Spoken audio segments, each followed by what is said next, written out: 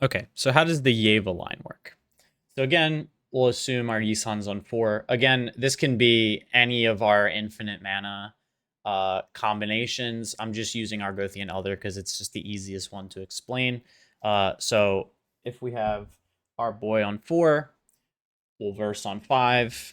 We'll get our Ashaya. Ashaya now makes all of our creatures lands, so we can untap our lands, make infinite mana, and also we can keep untapping our Yisan.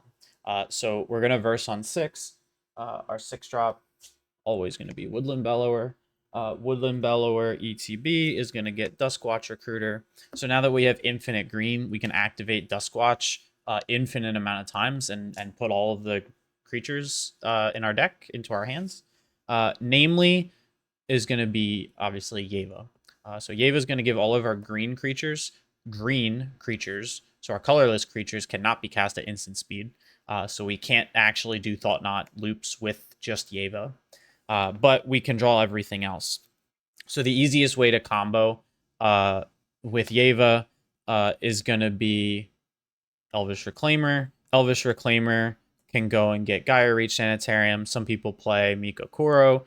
I like this one because our opponents never actually net cards. Granted, we can like go on top of a lot of things that our opponents are trying to do, but this is the one that I like.